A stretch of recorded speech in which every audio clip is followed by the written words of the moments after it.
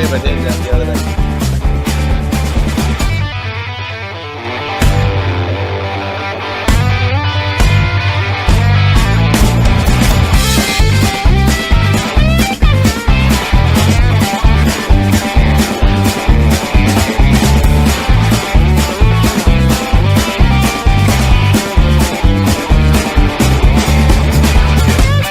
Sidelines with Rob Browne.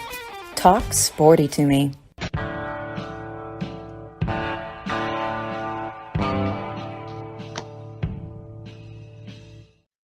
Hi, Rob Browne here with you on this Monday morning, December 11th, 2023. Got a lot to talk about today. Got a great show in line. Billy Roberts is going to check in with us on the first segment. Love having him on anytime he can come on. He's always got the green light. But his schedule is wild, working on the West Coast and living in Atlanta, 3-hour time difference. So I don't think he ever sleeps. But amazing, brilliant mind, a Braves-ologist, knows his college football, basketball renaissance, man. We'll check in with him. Also, Vince Ferrara from the Sports Animal up in Knoxville will check in with us.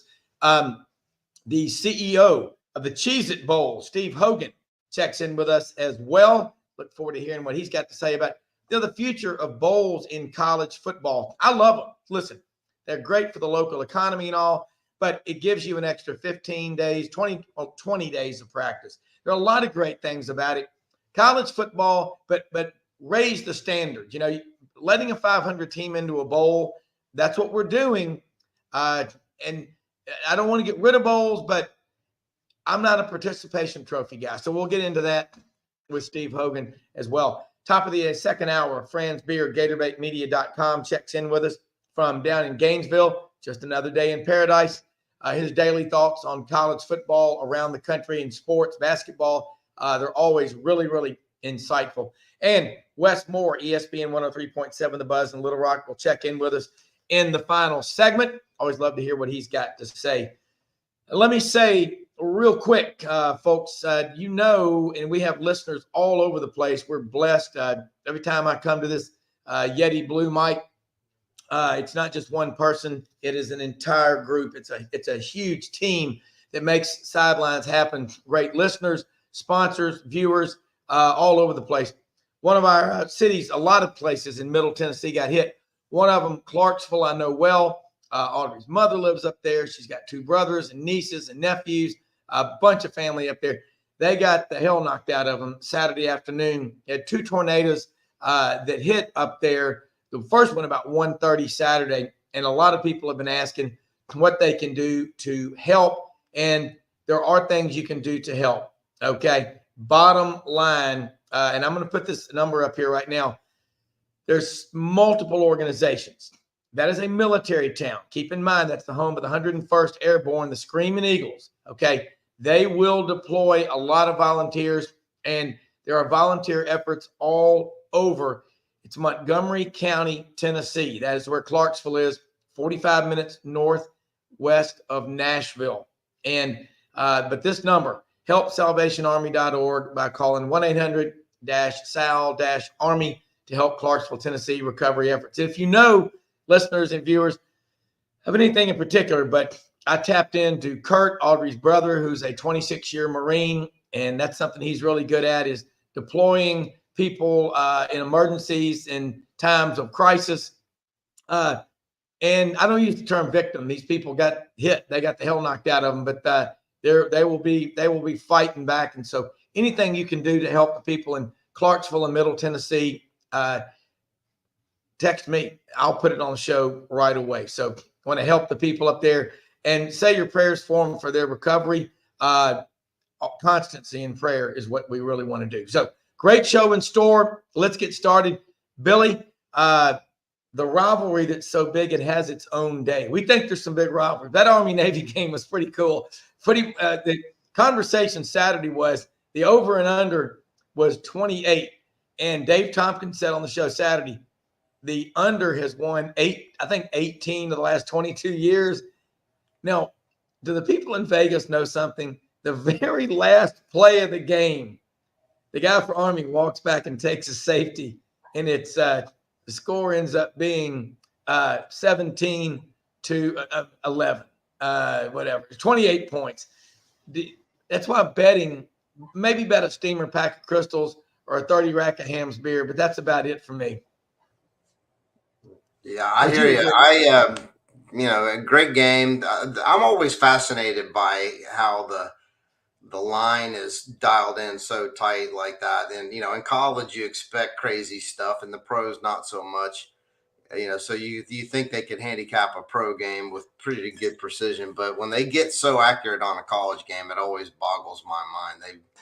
They've got a crystal ball for sure. And the half point thing, is always funny because that comes into play all the time. Oh, yeah.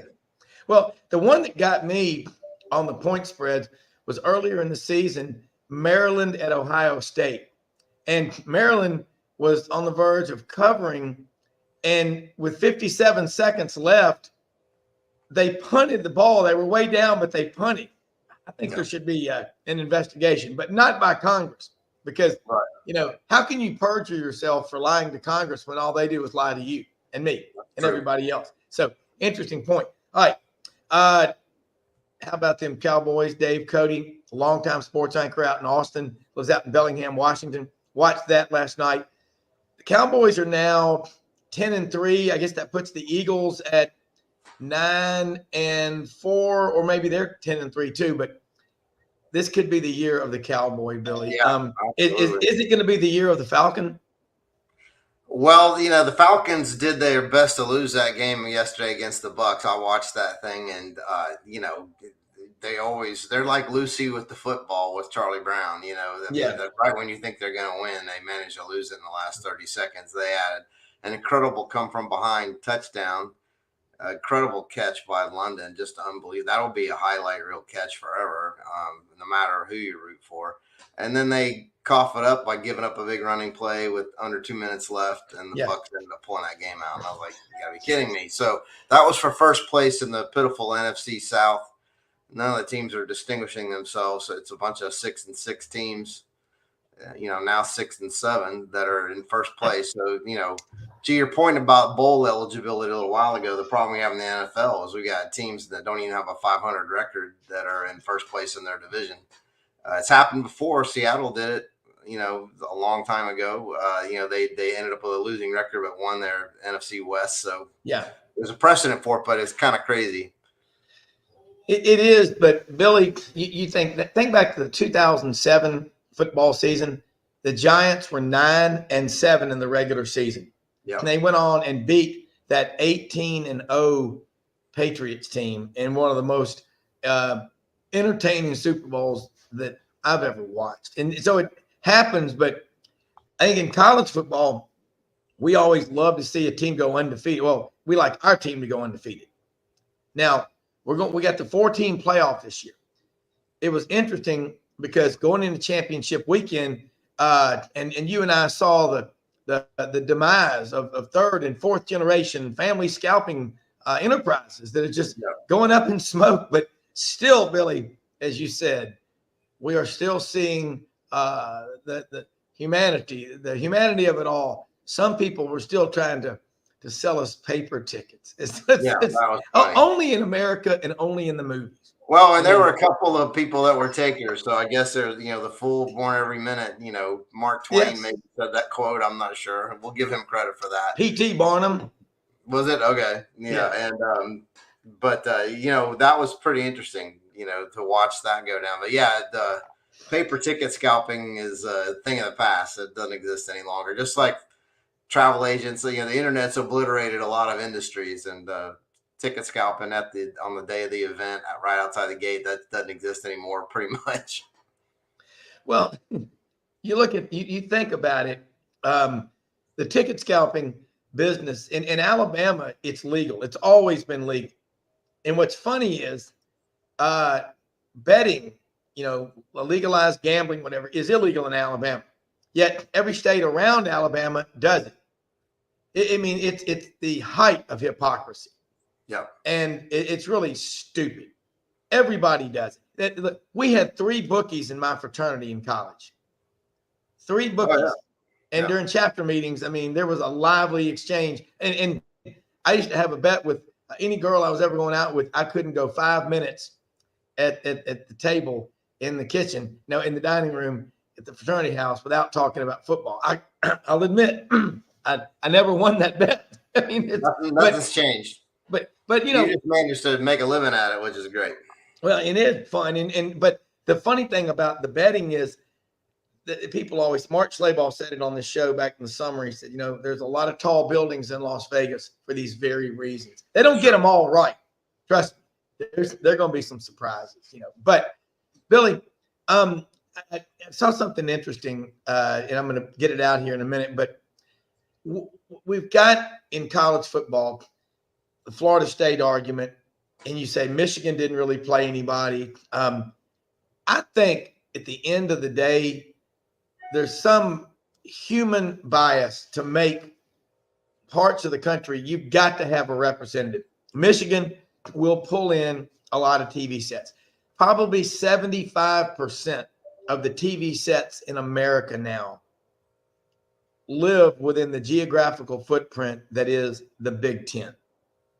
Maybe that's why. I mean, they you got to tip their hat to those guys. They they saw a chance to pull even with the SEC after a couple of decades of being ticked off about being in the second chair, and they've done it. Their payout is big for each team.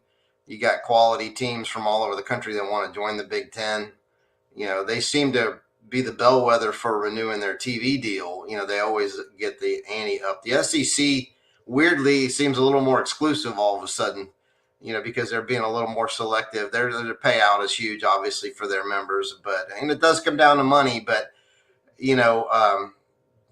it's the Big Ten having representation in 3 time zones is a little nutty, and having football, the TV revenue is going to pay for these guys to get on an airplane and fly around and play those games. But you do worry about the non-revenue sports, having to travel and play all over the country in volleyball or tennis or golf, some of the different sports that aren't bringing in ticket revenue and aren't bringing in TV viewers per se. I know the SEC network puts all of that on, and it's great, but it's not the same thing as Division I men's basketball or Division I men's football.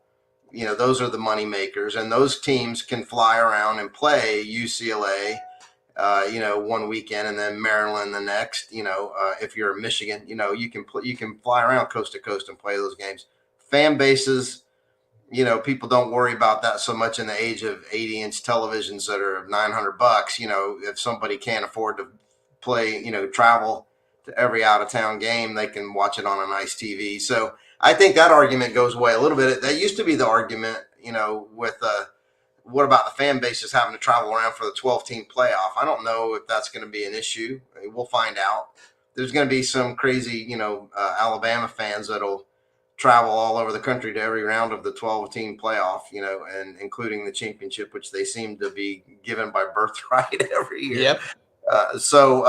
But I don't know that any of that matters that much, with the ability to watch it, on a big giant television in your comfortable chair. So we'll see. I'm excited about the 12-team playoff, if only because, it'll give some quality programming during December when the last college football game, which we just had this Saturday, Army-Navy game, when that's over and you got a month to wait for the games to pick up again during the New Year time frame. It's a long month for any college football fan. And now hopefully, I'm not sure exactly how they'll structure it, but if some of those bowl games can, move backwards into December to fill that TV void a little bit, I'll be grateful for that. I know a lot of people will. Yeah. And I mean, it's not really the last college football game. It's the last regular season game. Yeah. You'll start bowl games coming up this weekend. And listen, I love to see that. And I'm all for it. And I want to see that. And that's what I absolutely love to see that. College football, good in all parts of the country. But you're right. Next year, the interest in November, okay? When we go to next year, it is going to be the best we've ever seen. All right? Because the top 25 teams, we used to have a top 20. Now we have a top 25.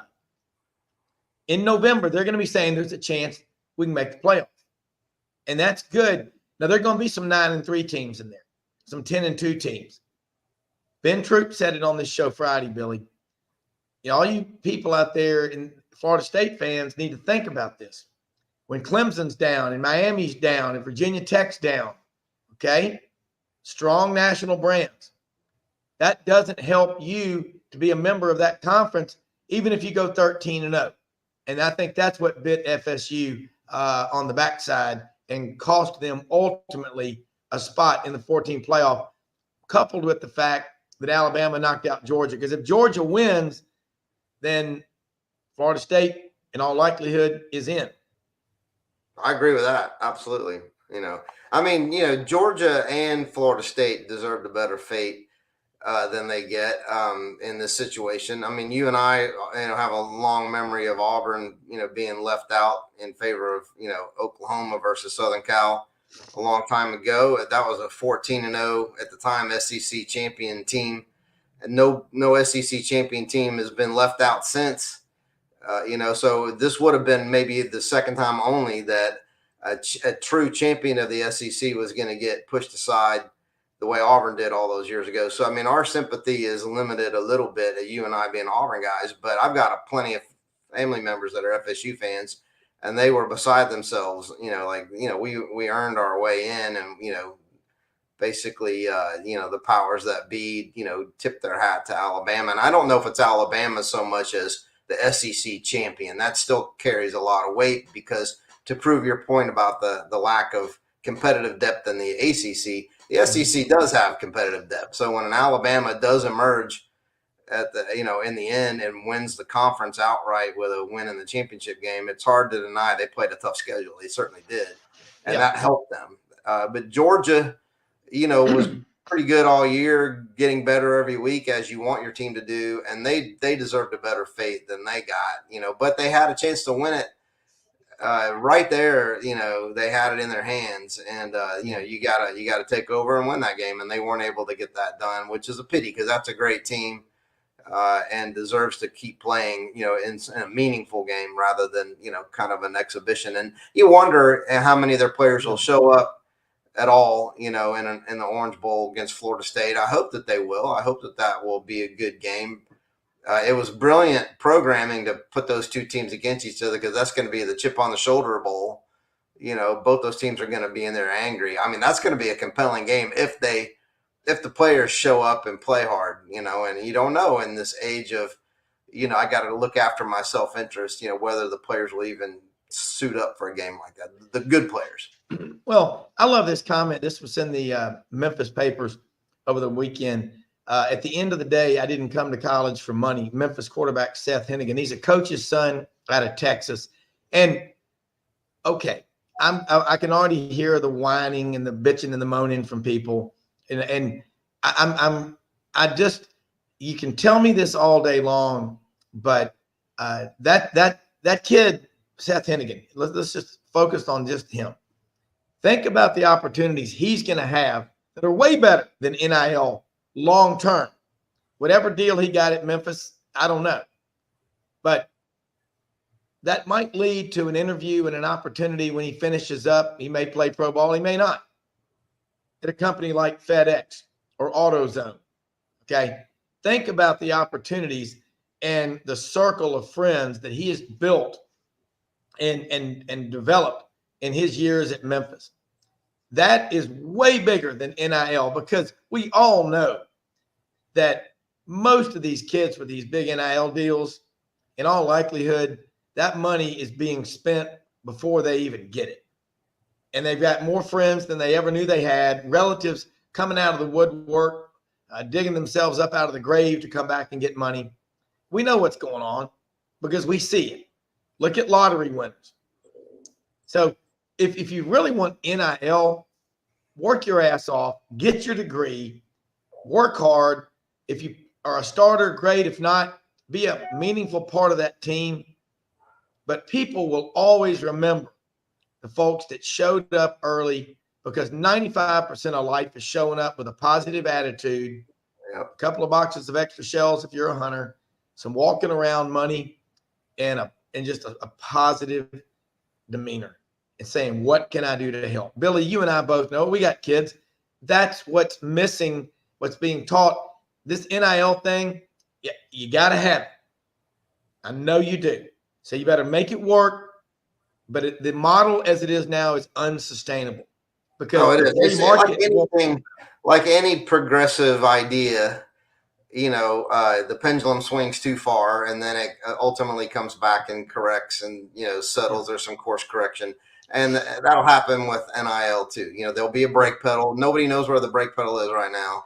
They'll have to make a brake pedal and step on it and say, this money needs to be put in some type of trust, to control the excess of an 18-year-old with $6 million going out and buying a really fast car and then having a crash in it, because after all, they're 18 and most 18-year-olds don't have access to a car that's more car than they can handle.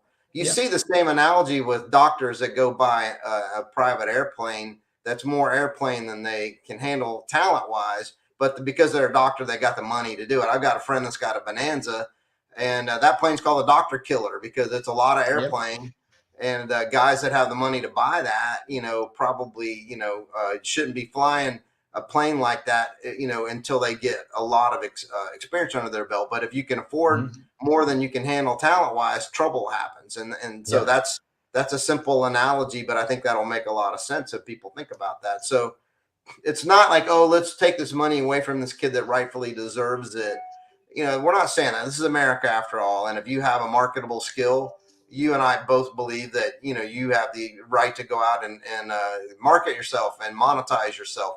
That's what this country is about. It's what made this country great. And I'm not suggesting that, but what I am suggesting is, and I would say this with my own kid, if she was fortunate enough to be able to be handed $6 million as an 18-year-old for whatever, that money needs to be put, in some vehicle that's got long-term goals and protections established, just because, you'll have friends you never knew you had. You'll have distant relatives you never heard of. They'll come after you. Just like if you won a lottery, you'd have people coming at you. And that's a distraction from your athletic performance. Just dealing with that would be an off the field distraction, times 20, but also your own, instability, having all of that money given to you right away. I don't think that's really good for anybody. I mean, if somebody starts a company like you've done and you're building it brick by brick, and then one day there's a big payoff, by the time you get the payoff, you've paid so much dues, you automatically have perspective. It's different than somebody saying, hey, here's a check for $6 million. Again, I'm not saying people don't need that kind of money. I'm not, that kind of, thinker where we need to control, how much people make. I'm no communist. I'm a free market guy. Yeah. But I do think that for the good of everybody involved, if that kind of money is earnable by a young person, then the adults in the room need to say, let's put some, brackets around this, some kind of protective barrier for your self-interest, even though you're too young to really understand that or have that perspective right now. Yeah, and that's exactly it. It's the free market but very few people are getting $6 million. That we know. But again, put it in an age-banded or incentive-based trust. But the NIL, I talked to a very smart person with an NIL group last week. And I'll tell you why I like it and I respect what they're doing. Each person that's an investor into the program, you're going to have like 5 student athletes that you are going to be looking out for. And you're not going to create a fake mock interview room. You're going to take them out and show them how to teach them how to do a real job interview, how to dress. And as my wife Audrey said, give them honest feedback. Don't just coddle them. Say you can't dress like this and have people take you seriously. Young man, young woman, young lady, there are things you got to do if you want to be successful in the real world. Take all your hard work ethic, okay? And now listen to people who are there, all right? And so that is really important. And you teach financial literacy. Right. That is critical because God knows I've made mistakes. I don't know many people that haven't, but you better learn Well, but And even if you don't make mistakes, life happens. yeah, If you're around long enough, it's not all green lights. You're gonna have a car accident. You're gonna have a health issue. You're going to have a refrigerator breakdown the week before Christmas, and you got a bunch of company coming. I mean, and you got to spend money you don't have to fix a problem because life happens. So it's not always bad decisions and gambling and stuff like that where people fritter money away. Just the longer you're around, life catches up to you, and stuff happens that you got to deal with. Little grease fires pop up, and that's what hurts people financially. And yeah, so the idea of what if you were a college player that didn't have much of a pro career, and I'm thinking of Mariota, for example, but yeah, he actually has been in the pros for a little bit. But what if you're an outstanding college player and you put away a couple $1 million, and then when you're 45 years old, that money is all of a sudden available to you in the second half of your life when you've got 3 kids and all kinds of stuff that you didn't think about when you were 20 years old. You got kids you want to send to college, et cetera. Wouldn't it be great if a couple $1 million was sitting there for you in a trust that was building that people looking out for you put together, when you were a young person, 18, 19, 20 years old? I think that would be a great outcome of all of this. oh yeah, NIL rather than just, excess, which it is now. But, I'm looking at the quote on the screen that you got there. And I was thinking to myself, in another 10 years, you could take the word college out of that and substitute high school because I hope not. they're going to start moving down the hill to getting high school guys to come to one high school versus another. I think it goes on here in Atlanta and some of the Atlanta suburbs. I think these guys are crossing over the county line to play for one high school or another. I certainly back in the day, and I don't know if this is true, but some of your South Georgia listeners can appreciate it. There was always rumors that Valdosta would send scouts out into the Florida Panhandle and get kids that look pretty good to move to Valdosta and even help their parents get a job in Valdosta so they could come up and play on the Valdosta football team, which, as you know, for a long time was a dominant football program in the state of Georgia, but it's right on the Florida border. And so, that kind of thing is rumored to have gone on decades ago, even in the high school ranks in a thinly populated corner of the state of Georgia. So, it's going to happen. NIL type of things that we're talking about today are going to flow downhill into high school in another 10 years. It's just going to be the way it is. Well, it's They're been going to be going worried on. about 14-year-olds with a Ferrari. Yeah, and I can't remember when this stuff wasn't going on. I mean, that's just how it. I mean, and here's this is a comment that's come in from David in Memphis. I like it. Relocation to build a high school football program has been going on forever. Brentwood Academy, suburb of Nashville. They got about 600 kids. Everybody's required to play a sport. And it's amazing how many great athletes end up at Brentwood Academy on the business relocation deals. And you look at Thompson High School in Alabaster, Alabama. They were going for a 5th straight state championship Friday night at the Super 7 at Bryant-Denny Stadium in Tuscaloosa. They were denied by Phoenix City Central, who lost in the 3rd rounds last year, 21-19. And that was Wednesday night. Phoenix City Central beat Thompson, and that's a superpower Thompson is. And then Friday night, you had the big game, Clay Chalkville against Saraland. Ryan Williams, who's trying to reclassify for 24, maybe the best player in high school football in the class of 25. He'll be pretty high if he reclassifies to this year. Had 4 touchdowns in that game. And the game-saving tackle was made by a guy that I'm just fast becoming a huge fan of, just a humble, this guy is just the All-American kid, DJ D'Angelo Barber, a linebacker from Clay Chalkville. And he said, I made the tackle at the end. Everybody says, to win the game, but I couldn't have done it without my teammates, and I'm honored and proud. And then he comes out and says, I'm honored and proud that a prestigious university like Auburn would believe in me enough to give me a scholarship to come get an education and play football. So that's going to be a lot of fun to watch. Well, DJ, thank God he didn't say the University of Auburn. I always cringe when well, says Coach Dye said that. But if you can run fast enough, we'll overlook it. As long as you can run a 4.4, you can call it the University of Auburn all you want. University of Auburn or Auburn or whatever like that. But all right, look, Billy, I know, stay with us if you can. If not, you said you've got a meeting at 30 after. So we're going to take a break. We've got Vince Ferrara from the Sports Animal, who's been up since about 4 a.m., does a 3-hour show in the mornings before he comes on with us. We'll take a quick commercial break. We'll be right back.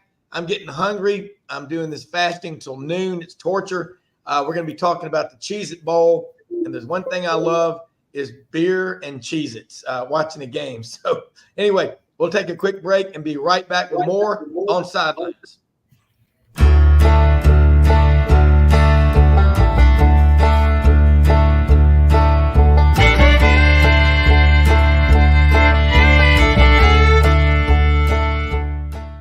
In a perfect world, you'd set a health goal and results would happen overnight.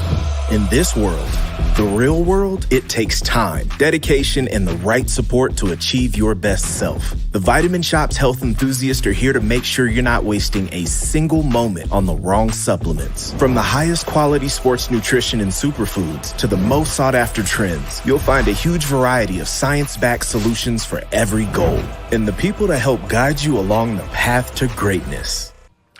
Unbelievably, every 2 minutes in our communities, a child is either bought or sold for sex. I am R.A. Dickey, board member for the Nashville Anti-Human Trafficking Coalition. Join me and millions of others in our fight against human trafficking and for its victims by helping to educate the most vulnerable among us, our middle and high school students. Go to nhtcoalition.org, become a partner, and help keep our families safe, because none of God's children are for sale.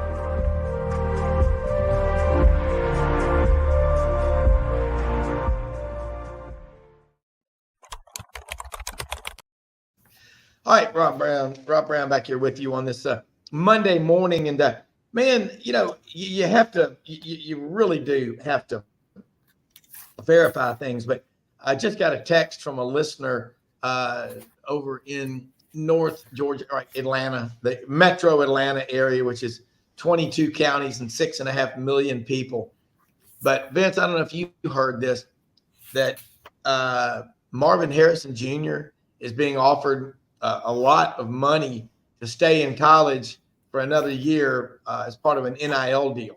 Are we going to start having fights between the NFL and the NIL, or are the fans going to say, okay, we this is unsustainable, and then the NFL steps in and starts to subsidize NIL like Major League Baseball does with the farm system? But first off, welcome to Sidelines. Appreciate you being on here. But are we going there?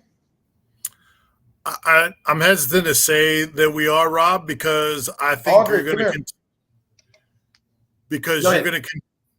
going to continue to see changes in the way college does. In the NFL, they're not quick to react to a lot of things. Like it's going to have to really be a main issue for multiple years before they would react to it or start making changes, things like that.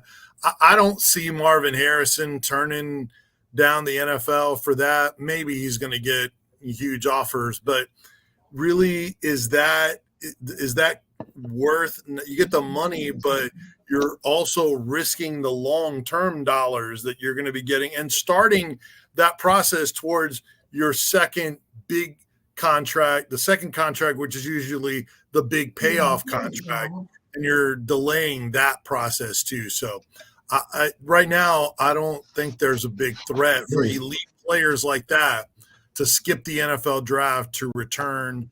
Some guys that are on that aren't as projected as high. Sure, some of those might make those decisions. You don't have guaranteed contracts. You still have the ability to upgrade your draft position in addition to making the NIL money. Then that's a different package deal.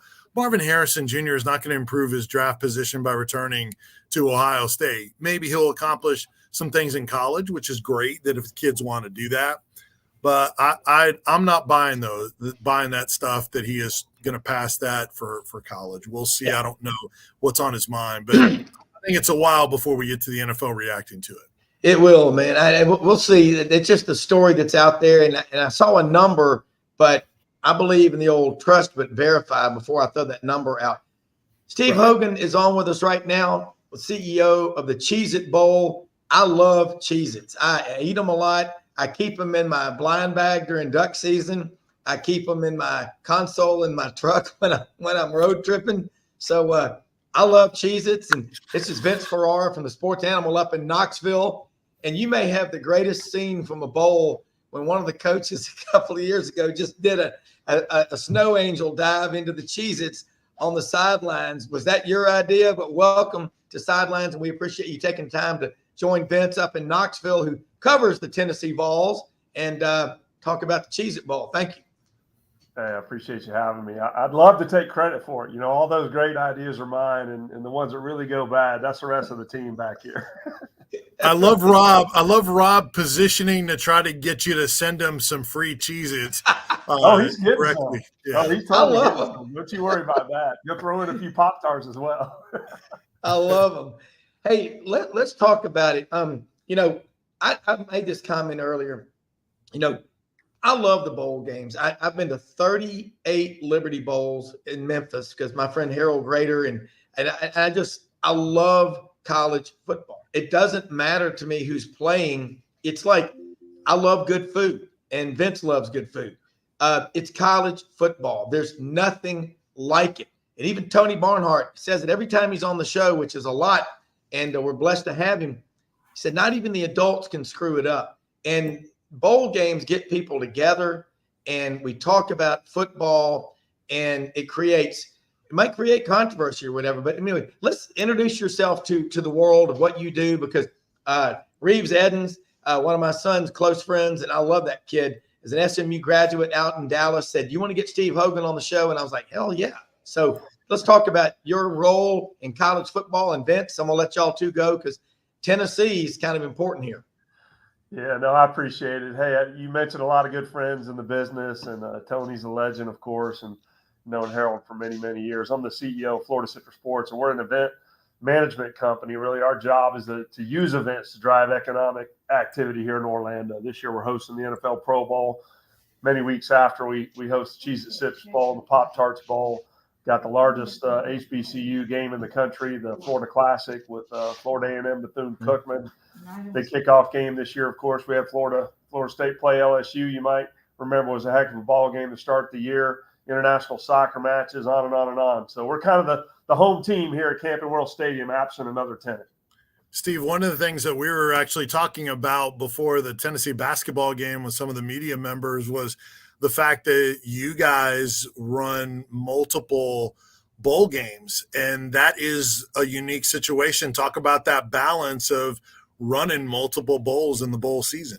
No, it is, and we love it. It's hectic, Selection Sunday when you have the first selection after the playoff in the SEC, Big Ten, and ACC essentially, and then the second, the Big 12. You really the decisions that you make kind of cascade through the system. So it's a hectic day, but fun. We have 4 teams, and Orlando's blessed to have so much to do, so many theme parks. There's 80 million people come here a year. So the 4 teams are here essentially at the same time. They never even see each other. And there's plenty going on. It's just a lot of fun. You mentioned on the front end, college football. I mean, if you just look at the ratings of bowl games, you say bowl games are meaningless. Some people might say that. They outrate almost every regular season game throughout the year in the postseason. It's robust. There's probably 1% of these kids are going to go do this for a living. Mm-hmm. And 8, 9, 10,000 of them aren't. And so getting that last week with your brothers, I run into NFL players all the time that played in our bowl game and say, hey, I can't lie to you. That was one of the great weeks of my life. I remember it still today. I'd go do it again today. And, that's kind of why you do it, right? And so those 4 teams, we want them to leave here coming up in a few weeks and look back and go, I'll remember that the rest of my life. I'll throw my little watch in the sock drawer, and I'll have it someday to look at. But the rest of it, I'm just going to go spend my $400 gift card at Best Buy and go have a big time here in Orlando. Steve, I'm sorry, Rob. No, I go was ahead. just going to ask Steve. As you know, Iowa was there 2 years ago in their game against Kentucky, but it's been a long time for Tennessee. That was the longest drought for Tennessee in any of the Florida bowl games. I think it was 2002, the last time Tennessee was there. Run through for our viewers and listeners the draw of having Tennessee in the Cheez-It Citrus Bowl. Huge respect for the Vols. You know, as long as I've been, my very first game here, 1995 football season, 96 bowl game, little rainy day, the little unknown player, Peyton Manning, leading the Vols down here to Orlando to play Eddie George and the Ohio State Buckeyes. God, yeah. And it was a heck of a game. You may remember this. If you don't, the Ohio State folks still know. I was with Roy Kramer at the College Football Hall of Fame, last week. And we were teasing. He was sitting there next to Jim Delaney, and Jim Delaney was asking him at the party just for fun. He goes, "Hey, Coach Cooper said that you guys were using too long a cleat, right? You guys cheated. We know it. And I asked you to look into it." He goes, "Did you ever look into it?" And Roy said, "Yeah, I looked up over there. I didn't see anything. We investigated it pretty thoroughly." But I think all in good nature. But it was a hell of a ball game. But I just remember the sea of orange. The Pride of Southland, the band is amazing. Just the whole thing around it, right? They took over your town. Every time we've had them, they take over the entire town. And one of the great travelers, one of the great participants in college football. It's great to see them be great again and be good again and continue to compete. Love Coach Heupel was down here in Orlando for a while. Danny was down here in Orlando for a while. We're all good friends. And we said, hey, at some point soon here, we're going to get you back. I didn't know it was going to be this long, but we're blessed to have them. Well, honestly, if you look at history, who has a greater following, the Deadheads or SEC football teams and these college football teams? It's unbelievable. I got to tell me if I'm right or wrong on this. When I remember Auburn had been on an 8-year bowl drought, and when the Tigers went to back then the Tangerine Bowl in 1982, that was a big ass deal. I mean, because it wasn't like it used to be. And they opened the city of Orlando up. Coach Dye, Auburn, Bo Jackson was a freshman, played Boston College. That was a huge pivotal moment. I go back to 1980, the greatest turnaround in the history of college football at that time. 79 Florida, Charlie Pell's first year after coming from Clemson was 0-10-1. And they went the next year 8-4 when 11 of their starting 22 were former quarterbacks. And Wayne Peace out of Winter Haven, Florida was the quarterback. They had a hell of a team with Charlie Pell in that bowl game. So you go back and look at history. I know it's easy to say now, well, these kids don't know that. Tradition, who was it? Bob Kessling said on the show one time, Vince, maybe it was Doug Dickey said it, tradition never graduates. But am I right about those bowls? And if I can remember that with my brain, I'd never forget these bowl games. You just don't.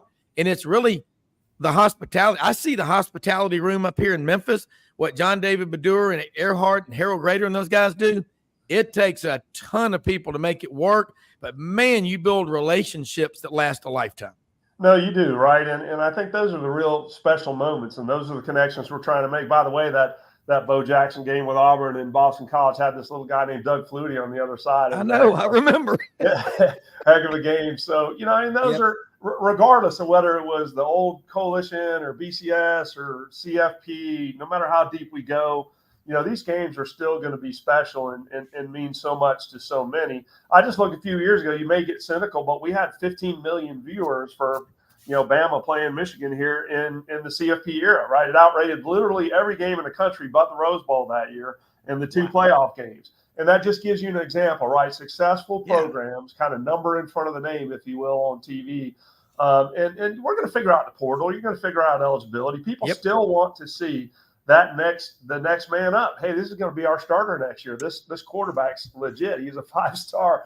And, they really just love their team. And I think we got to continue to lean into that. Everybody will be just fine. And let's show these guys a week that they'll never forget. Yeah. Rob, let me ask Steve a couple of quick things. One on tennis, on what Tennessee fans that are going to make the trip, because a lot of them certainly are. What are some of the events that they can look forward to leading up to the Cheez-It Citrus Bowl on January 1st? Yeah, I mean, obviously, I love RV settings, right? So RV lot for me, always in any game is amazing because you get kind of cruise through there, act like you don't know anything. People usually invite you to sit down, have some good food, have a beer. So you get just when you get closer, just meander through wherever the RVs are. I think that's always special. We have a huge pep rally, Point Orlando, leading up to the bowl game. And everybody will get together there. If you know Orlando, I drive with all the hotels and the convention center, and Point Orlando is an amazing kind of entertainment zone there. And they'll set up there. Both teams kind of be about an hour or so apart, but they'll come in and do that. Game day is just a huge fan fest to deal with outside the stadium. There's a lot of hospitality. Soak all that in. But we try and we used to do kickoff luncheons and a few other things. We'll throw a big party for the players when they get here, just for the players. Players will land. Coach will give them the, kind of the marching orders for the week, what to do, what not to do, all that. And then they'll roll right into a player suite. We got, you'd be shocked, but the most popular activation in there, we got Pop-A-Shot, pool tables, video games everywhere, food all over the place, DJs. But I think their number one favorite thing is the 8 chairs we have set up for haircuts. It's always the longest line. Everybody wants to look, as they say, fresh for the week. But there'll be plenty for the players. We'll send them. They're not fan facing. We'll send them to Universal Studios to go have a day. We'll keep them busy. Top Golf, so forth and so on. But for the most part, fan events, pep rally, game day, fan fest. We want you to go enjoy Orlando. And something else we were debating on a local TV show here, the Sports Source has different sports personalities on it. We do a roundtable and just kind of argue and debate things. And one of the things we were talking about yesterday morning was the future of bowls. Is it better to would it be better to have like a wide open system versus the bowl tie-ins? But one of the things with the bowl tie-ins is it's about to change throughout all of college athletics, right? With this realignment, what is the future, knowing there's so many different teams now that are involved in these conferences to make each conference much different with those bowl tie-ins? I mean, that's the craziness, right? I mean, just like, what is there, 130 teams, playing Division I football, somewhere around there. It's impossible to have a competitive scheduling system. The NFL struggles with that with 32, to sit there and look at that and say, hey, we've had a comparable regular season. So bowls have always been a part of that, right, picture where you get some unique matchups, some interesting things where you haven't played somebody together. With the shift in the SEC and Big Ten, and we've had a long relationship, the longest relationship in the SEC outside of the Sugar Bowl, I believe. Same thing in the Big Ten outside of the Rose Bowl. Our game's almost 8 decades old now. Proud of all those things. But those two leagues just are getting a little bit bigger, right? And if you look at the Big Ten, they're spanning coast to coast, essentially. So I think that'll just continue to create fresh matchups. I worry a little bit about the system moving forward, mostly because TV windows are shrinking. You look at where the playoff and the opening round and then the quarterfinals and the semis and the championship, there's very limited TV windows left. There will be some, and depending on where you stand on, you may remember before they went to 12 games, 6 wins was 6-5. It was an 11-game season. You were a winner. Nobody thought to change that rule. Not that I'm not knocking that, right? It's just that's when you saw the the expansion of the bowl system. Yeah, proliferation. Yeah. And so at the end of the day, it's hard sometimes. 6-6 teams, God forbid 5-7. That's created some aspects of the bowl season I don't think has been very healthy. When you used to remember, you'd miss a game, you'd be 8-4 sometimes, you'd be sitting home 7-5. Yeah. And so when you got to a bowl 2-3 years later, you were jacked up. You're like, our program's back. We're taking a step. So I think there's going to be there will probably be some natural culling of that just because there's limited windows and there's limited resources and title sponsors and everything else. And, I think once you get there at some point, I wish that we'd have gone back to 7-5 as kind of the limitation, but that horse is out of the barn. It's not going back.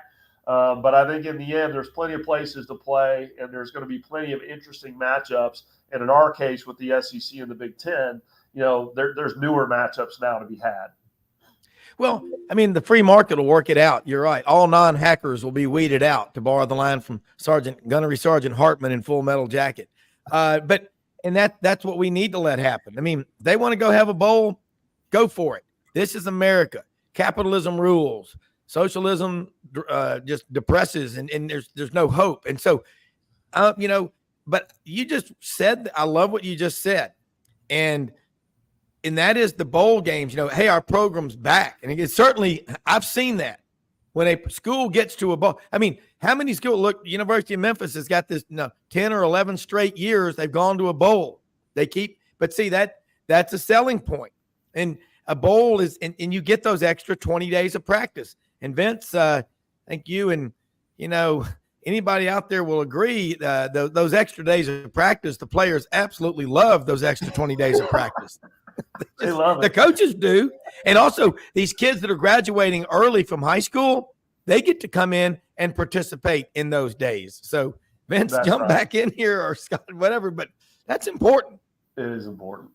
Yeah, and it's interesting. It varies on how much the bowl practices truly do help a team. Coaches will take it every day of the week. I think it might have a greater impact for the returning players that already understand that, hey, I got to elevate what I do in my commitment. And I thought I knew how to work hard, but I got to take it to another level. And here's some extra opportunities to do so. For the newcomers, the guys in the signing class, Tennessee had as big a group of players out of anyone in the country that participated in bowl practices. They had 16 at Orange Bowl practices last year. Very few of those played, and the ones that did had little roles as reserves. So they really weren't able to take those extra practices pre-spring and use that as a launching point to hop over other guys in the class and play significant time. That just didn't work out for Tennessee. So some guys will take advantage of it, others will not. Maybe it helps them mentally and in class and all that to get comfortable, but it doesn't always pay off on the field, even though coaches will always take it. And then obviously fans will take the opportunity to travel too. Yeah. But it's like extra credit, isn't it, Scott? Well, I personally, you see it, right? I've not seen a lot of guys that enjoy the practice, but they love what's at the end, that trip, that week, and really honestly, that chance to put something else on tape. I think you said it, the younger guys, if you're going to get a play or two here or there in practice, more reps, especially with everything that's going on in the transfer portal, you want that opportunity to get some live practice in front of those coaches and reestablish yourself. But I haven't run into too many guys that don't want to play. When you talk about a game, I mean, you play this game because you love it. Yes, some of these guys are going to make millions of dollars. Some of them are making millions of dollars. But in the end, you love playing the game. And I was so blown away by Coach Saban here just a few years ago. And I'm talking, they had everybody. I had probably 4 or 5 first-rounders on that team against Michigan. Mm-hmm. Every single kid played the bowl game. Blew me away. I just assumed, right, we're going to have at least 3, 4 of these guys. Mac Jones, you name it, Ruggs. I mean, they all played. And so, it's pretty, down in the core, sometimes these agents get in their ears, but down in their heart, these guys want to put something else on tape. They want to prepare themselves for that draft, and they just love playing football. Well, I heard and some comments made by then Carolina Panthers coach Matt Rule and their front office people about that Auburn-Minnesota game 4 years ago when Derek Browne out of Sugar Hill, Lanier, Buford, Georgia, high school was in that game. He and Marlon Davidson both came back, and a bunch of other guys for their 4th year. And the game was out of reach. Auburn, which happens a lot. These Big Ten teams come down here. It's their Super Bowl, and Auburn, we wanted to be in the playoff. Well, that's life. Ain't a damn thing you can do about it except get back in the ring and put your hands up and fight. But they chose Derek Browne, number 7 overall in the draft, because they said he was out there diving for loose balls, making tackles, and fighting with his brothers out there. And that's way better than some NIL deal that your relatives that you didn't know you have and everybody in the world is going to come try and take from you anyway. That NIL, Derek Browne is held in such high regard. If he stopped playing pro football today, there are Auburn. I was in Atlanta all last week and talked to some people that are involved in some NIL stuff. And a guy like him, and you just pick the school around the country who works hard. Maybe he came from a family where he had to get up at 5 a.m. and go gather firewood to burn wood to cook on. I know coaches have told me about these stories. That kid, He comes to college 4 or 5 years, works hard. He goes to a bowl game. He gets the swag bag. He gets that Best Buy card or whatever y'all give him. Cheez-Its for life. Now that right there, Cheez-Its and Ham's beer. Notice the sign in the background. That's better than NIL, because Derek Browne could stop playing football today and he could come back and people would be fighting to hire him because he's a winner. He's a fighter. Takeo Spikes. I mean, I love that guy. He loves his school. Now, he's going to be a pro on the air, but these bowl games, I will never forget, Scott, when I was a kid, getting to go to the Liberty Bowl when it was 9 degrees.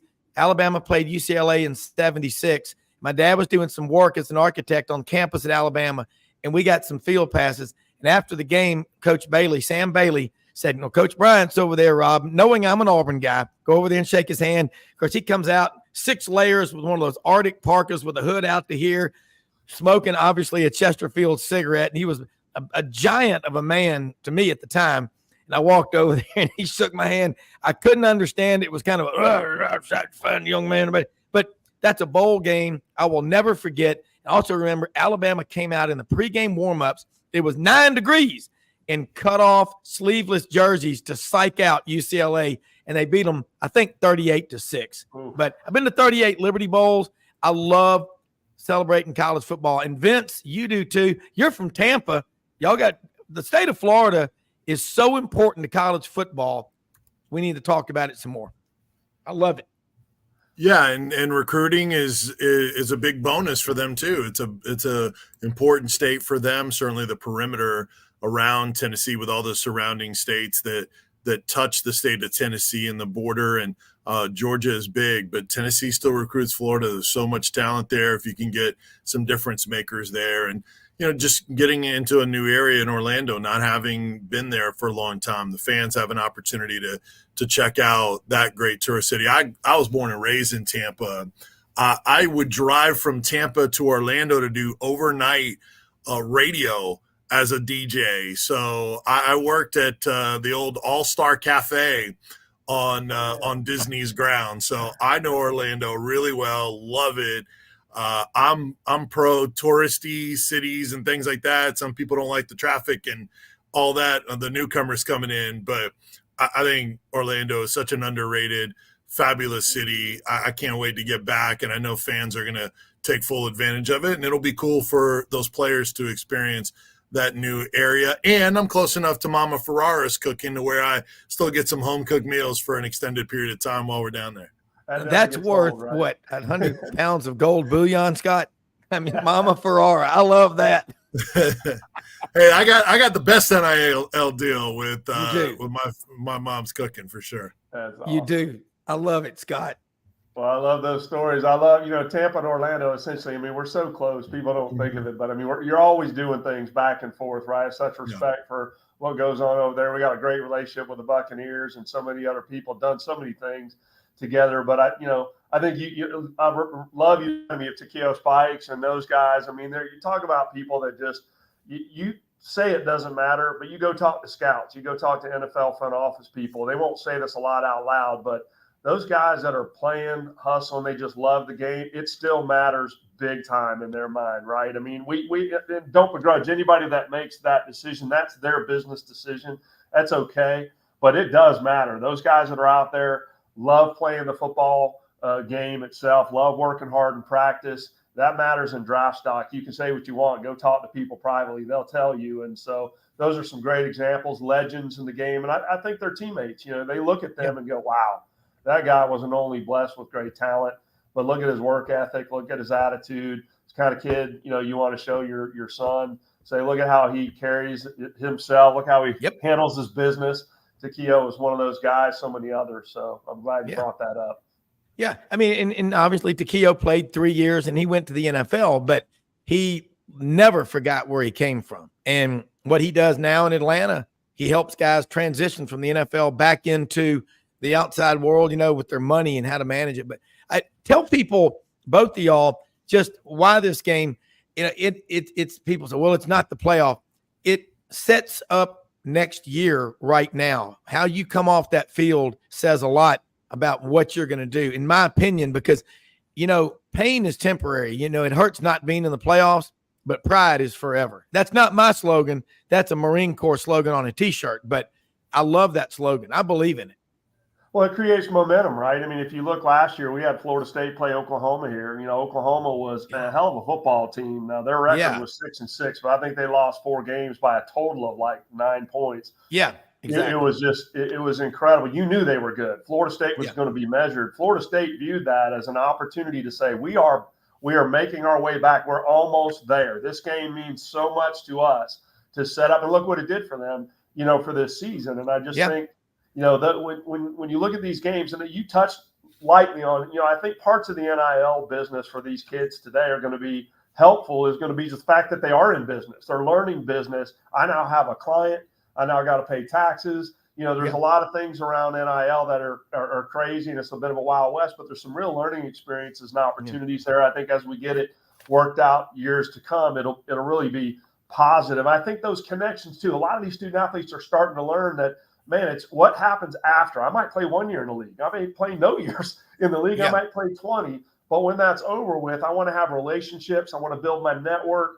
You're starting to see some of them use that week in their postseason visit to start to make those connections. We do something here adjacent to the stadium that's been, I think, transformative, kind of a stadium using its resources to invest in some neighborhoods that have been, you know, left behind, if you will, needed a lot of investment. We've done $120 million of affordable housing developments, early education buildings, health and wellness facility just opened several months ago, Boys and Girls Club, new park. And these guys come in for their team visit. They understand that story. They meet some of these kids. They go to a theme park with them one morning, call it Day for Kids, and they just get a chance to be with these players for about 2 hours. And I can't tell you how many kids, I've been doing this a long time, but we started doing this about 10, 12 years ago. And to a person, I must have 10, 15 players that come up afterward before the player party and go, I want to come back and be a part of this. I grew up in a neighborhood like that. Somehow, some way, I'm playing in a game that leaves something behind. I mean, it's just been amazing how great it's been for our community, but for those players. And I think they just, you know, they're thinking already about what the future is for them. And it's pretty cool to see. Well, I think guys, the NIL has actually helped a lot of student athletes, especially the ones that are using it the right way and thinking about their brand and the opportunities that the bowls typically give. You guys, Steve, and a lot of the bowls have great media access to where a lot of players and coaches get a chance to speak in front of the media, and that only will help you in opportunities for the NIL if you're really well spoken or if you have some sort of NIL deal already. So I think it can work hand in hand. If you can take advantage of it, it can be a huge plus for you. And I love the fact that they're thinking big picture, these student athletes, instead of just being forced to do something with the team. It's a fun opportunity. I talked to Jacob Warren, one of the 2 senior tight ends that are moving on from Tennessee that are graduating. And I asked him before the Vanderbilt game, hey, have you already decided if you're playing in the bowl game? He's like, absolutely. I'm not going to pass up on one more chance to suit up with my guys and play college ball. And, you know, some guys are out of eligibility, so they don't want to miss out on one last chance, because most of these players, I think, Steve, you alluded to it earlier, most of these guys are not going to play in the National Football League. This is their last hurrah, their final opportunity. And then one real quick thing on winning that bowl game. There are plenty of examples, and Florida State's a great one, Steve. But there are examples of sometimes it can vault you in the next year, and other times it doesn't always equate. I mean, Tennessee is an example. And that's what's on the line. And that's what's on the line. Yeah, Tennessee is an example. Last year, Tennessee won the Orange Bowl. Great expectations for this year, and saw Joe Milton be able to throw the deep ball and what they could be this year. And it got everybody excited. It stopped the quarterback controversy in the offseason with them and 5-star freshman Nico Yamaliava. But it didn't equate to as many wins this year. Whereas the year before, they lost in Nashville to Purdue. That didn't derail them. They had their best season in years in winning 11 games, including the Orange Bowl last year. So sometimes it can lead to it. Other times, if you take an L, it's motivation. And with so many new players on a roster, kind of end up changing also. So it's interesting how sometimes it vaults you and sometimes didn't it feel a little bit though like even that year with the loss to Purdue, and that was a hell of a ball game. But didn't it? You felt like, whoa, there's a spark there. They're taking a step, even though they lost that game. And that's what I mean. It's just that program. I mean, it's been a long time, and you saw something there to go, wait a minute, this could work. And then next year, of course, it did. Right, because Josh Heupel achieved so much in his first year. You knew the direction the program was great, and it helped you in recruiting as well to show that positivity. The big thing is it's not the result of the game, it's the opportunity to play in that I think should not be lost. That's right. Yep. Well, and also you're so right, Scott, both of y'all, about the relationships you build during the week of that bowl. And we're lucky we have Jim Nagy on, executive director of the Mobile Reese's Senior Bowl. He talks about when you're down there that week for the Senior Bowl, the relationships that you build at all the top people from every NFL team, all the owners. He said the city of Mobile, man, the first city, by the way, with Mardi Gras, New Orleans. Anyway, but the port city, they really get out. We're going to go to the Senior Bowl this year. And I'm going to limit my wife's favorite things are Reese's Pieces and Cheez-Its are mine. But seriously, you're right. When these kids are down there for that week, they're going to be made. I don't know if Thad Foray ever worked for you. He was a fraternity brother of mine from Auburn, but he went down there and worked in Orlando for one of the bowls for a long time. But it's the relationships you build for the rest of your life, and that's what's so important. And I didn't mean to go long, but we'll get you back on here again soon. We're going to take a break and be back with Franz Beard, GatorBaitMedia.com. It's going to be on with us right now. Franz is over there. As I say, every time I talk to Franz, which is almost every day, how's everything going? He goes, well, just another day in paradise is what he calls Gainesville. And it is. It's always nice down there. But anyway, Vince, awesome stuff having you on it. Mama Ferrara's. That's got the makings of a restaurant, by the way, I might add. It should have been. Me and my sister failed by not helping my family get her because her cooking is unmatched. Italian, traditional, from Sicily. It doesn't get any better than that. So I'm very, very fortunate. So, yeah. I'm fasting for another 3 hours, Vince. Thank you so much. Sorry, I'm not helping. Hey, thanks for having me. Appreciate you guys. Take care. Thank y'all. Scott Hogan, CEO of the Cheez-It Bowl. It's going to be January 1st, Iowa and Tennessee. Thank you so much, Scott. And if you got something you want to say, Vince, both of you, real quick, tag out and we'll take the break. How they can follow you. Start with you, Scott, and then you, Vince. Well, I just say thank you. Vince, you better. I need a plate of food. We'll make a trade here. I got a hotel room for you, got a sideline credential, whatever it is you need. I just need a little plate of food. That's it. Well, we can work that out. My mom is giving friends of mine are friends of hers, so we can work that out. I love it. Have a good one. All right. See you in Orlando. Appreciate you guys. Bye. All right. Take care. We'll be right back with more after this quick commercial break. From House Industries and Red River Ford Toyota after this.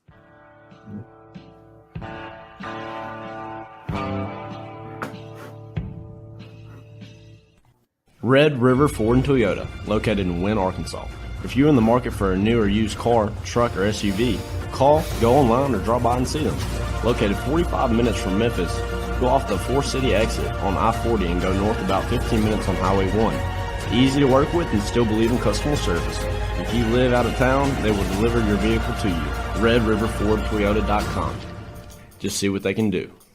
Strengthen your seed zone this spring with quality tillage equipment from House Industries. Located in Cherry Valley, Arkansas, House Industries specializes in manufacturing superior equipment that will minimize your downtime and keep you working in the field. To ensure the highest quality control, all design, fabrication, and testing takes place in a 99,000 square foot manufacturing facility located right here in the heart of the Delta. Locate your nearest House equipment dealer online at houseindustriesinc.com. House Industries, breaking ground. Sidelines with Rob Browne. Talk sporty to me.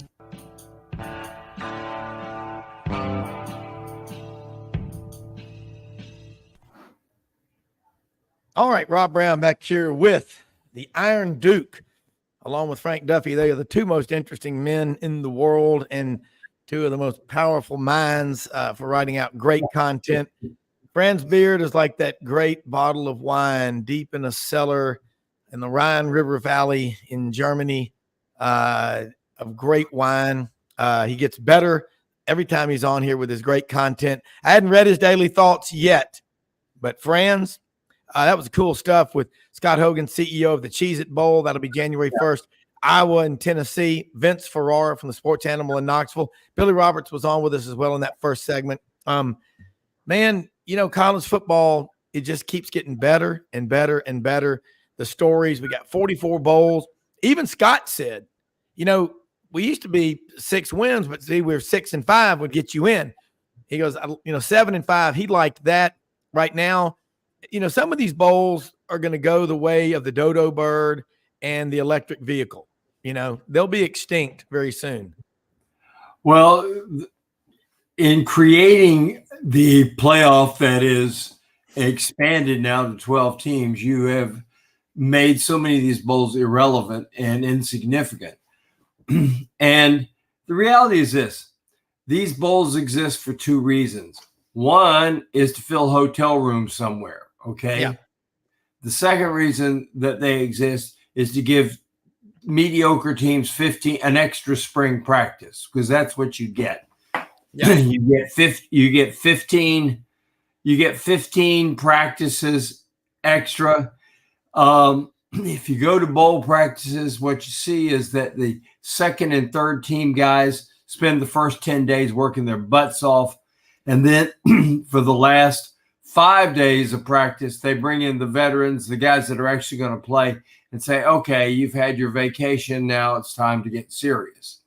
And that's what happens, because we've rendered the minor bowls insignificant. And of course, they're there because, the other thing is this: they're there because ESPN needs programming in December, and they know that you're going to hammer you with basketball in January and February. And then, of course, we become March Madness, and that's when CBS takes over. But for ESPN, December is a huge month, because that's when they put all these bowl games on and they fill their space. So you get bowls, like, who knows? I mean, I don't like that a 6-6 team is rewarded with 15 extra practices. I think they should have a minimum of 7 wins, and they have to be against Division I teams. If you get 2 D1 AA teams and you beat them, to get to 6 wins, you can get in. And that's just not right. I'm sorry. That's just not right. You need to go 7 wins against Division I teams, and then you get in. Then that's a sufficient reward, because some of these conferences are pretty tough. 7-5 in the SEC is an accomplishment. Yeah. Franz Beard, Shoney, Rob Anderson, Valdosta, Georgia. Any truth to FSU to the Big Ten? There's 2 chances that's going to happen. In the immortal words of Dennis Hopper in the movie Waterworld, no way and no how. All right. Here we go. That was a good question here. All right. Here's another one. Thomas, I guess St. Thomas Aquinas here in Macon, Georgia. What's going on with Florida football? And nobody knows more than you and Buddy and Brendan and Ben Troop, Ali Peak Wilbur, David Melton. The content, by the way, I just want to say this on that Buddy Martin show. And what you're doing with Gator Media, you're doing a great job covering it all. And you're honest, and that's what I like about you. But I got to say, you have everything. You're on a gravy train with biscuit wheels when you're the Florida football coach. And how can that not be successful? Kind of take us back a couple of years to how we got where we are now. Well, Florida, what's going on in Florida, let's face it, did not happen overnight. This is 11 years in the making. Yeah. Florida got behind on facilities because Jeremy Foley said, we are winning championships without facilities, so why do we need them? And to Jeremy's credit, Florida didn't cheat during that time. They, of course, everybody else in the SEC was. That's what SEC stands for. Sure, everybody cheats. But Jeremy made sure nobody cheated, and we didn't. And we had no facilities. At some point in time, that caught up with us. And that caught up with us when Urban Meyer left. And Will Muschamp, I think Will Muschamp, had he spent a couple of years, say, at Bowling Green or at Utah or someplace like that, and learned the ropes, because being a head coach in the Southeastern Conference is different than any other place. The demands on you for things like fundraising. We have these facilities, we have these programs that generate so much money. And the reason we do is because of football, which means that the football coach has to be part of the marketing scheme. It means he's got to talk to boosters. It means he's got to do the hamburger, steak, and green pea circuit. All these things are requirements. And Will was not ready for that. By the time he really understood and got it together on that part, he was fired. He was here 4 years, left behind an NFL defense for old yeller Jim McElwain. If you pay somebody $4 million, they should be able to go to the dentist and get their teeth whitened. Yes. 40 years of tobacco stains on his teeth, just finally, oh gosh, no wonder he couldn't recruit. Yeah. It built up to this point. Dan Mullen complained about the facilities, Dan had two problems. One of them was he didn't have the facilities and stuff like that. And the second thing was he thought he could win at Florida at a championship level with the kind of players you could win 7 and 8 ball games with at Mississippi State. Yeah. 8 wins at Mississippi State, and they build a statue to you outside the stadium. 8 wins at Florida on a consistent basis get you fired. Yeah. And that's so Will is in a dilemma. He's expected to win right now, but he's having to make up for 11 years of bad decisions. Yeah. And it's not easy. No, you are right. Think about when Bob Backrath was the athletic director at Alabama in '96, I think. And they basically were told not to spend much money, if any, on athletic facilities. You think I'm lying? Go back and look. I know. And it hurt them from 97 to 07, which is including Saban's first year. 8 of those 11 years, Alabama football had seasons where they lost 5 games or more. They lost to Hawaii. They lost to La Monroe. They went through some tough times. Nick Saban comes in and says, all right, I'm running everything. Get out of my way. Here's what I need. And thanks to the kind and benevolent members of the Red Elephant Club, a kind organization that supports Alabama athletics, he got whatever he needed. And he continues to get whatever he needs, which is whatever it takes to get the best players in college football. Okay? You've got to have that kind of support. Paul in Memphis. Will Florida survive next year's toughest schedule ever? This may be the toughest schedule I've ever seen on paper going into next year. But like I always say, it's different now than when you play it. Some of those teams might not be as good as expected. Some that weren't supposed to be good might be way better than expected. Kind of elaborate on that. Well, the schedule is going to be tough. And unfortunately for Billy, this is a time when he needed, to play Western Walla Walla Community College and a couple of homeless shelters. But he ain't going to get the chance to do it. It's one tough week after another. And this is what's going to test him. He can use this to his advantage, though, Rob, and we hope that he does, particularly in getting players from the transfer portal. You can get a player in the transfer portal and you can say, well, come on to us and we're going to win our 8-9 ball games. We're going to go to a bowl game down in Boca Raton or Sebring, Florida, on the old track that they ran the 24 hours of Sebring thing. You can do that. Or you can say, use it to your advantage and tell these kids in the portal that you need, say, hey, come to us, because every single week, every ball game, there's going to be NFL scouts there to see you play. And if he uses that to his advantage and gets the right transfers in because he needs them, then Florida is going to have a chance to win 7 or 8 ball games. Yeah. And at this point in time, after 3 consecutive losing seasons, the last by Dan Mullen and then 2 by Billy Napier, if he could get to 7 or 8 wins next year, people are going to say, okay, his process is working and it's getting us where we need to be.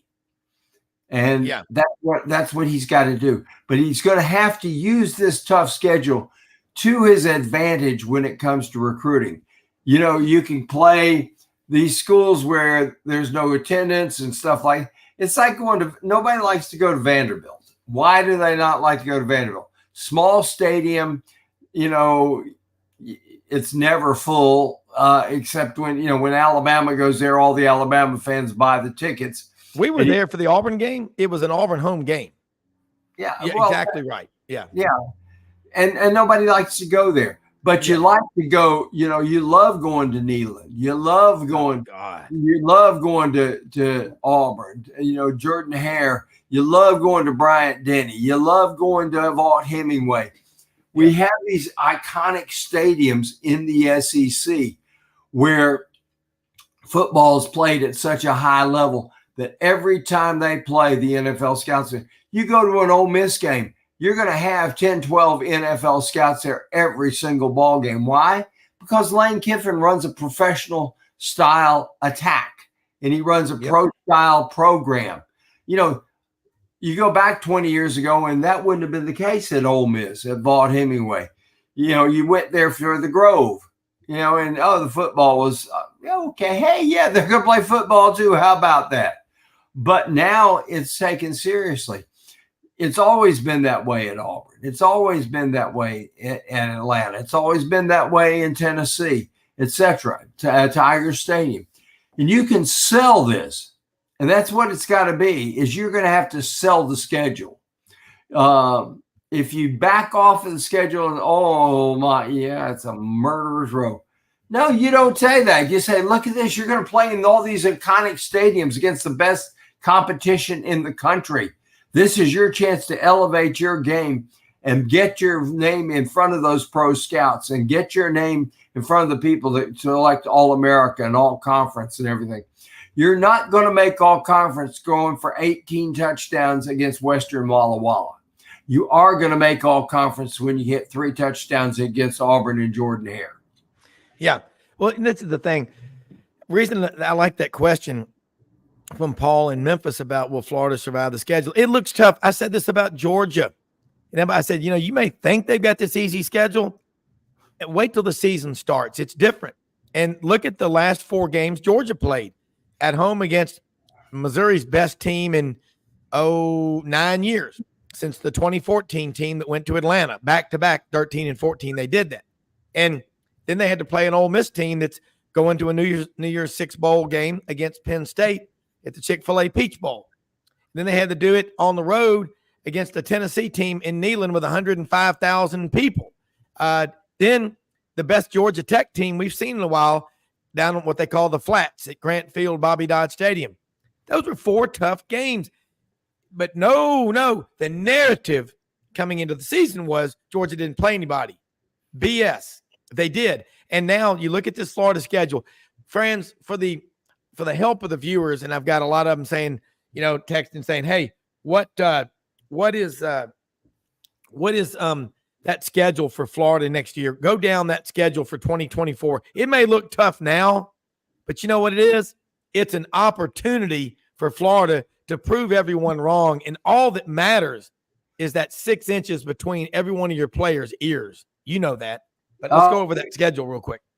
Well, you look at what the Gators have to play. They play Florida State always. That's the last game of the year. But the first game of the year is going to be the Miami Hurricanes at home.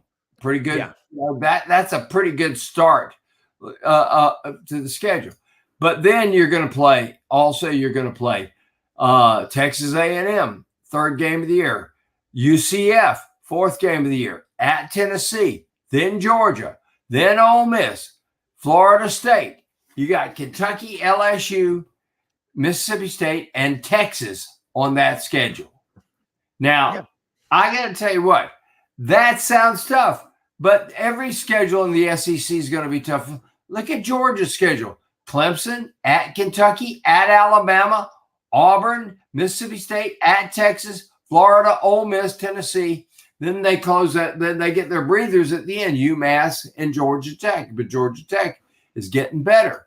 So there are, the one thing about this, adding Texas and Oklahoma means that there are no cupcakes. There are no easy ways out.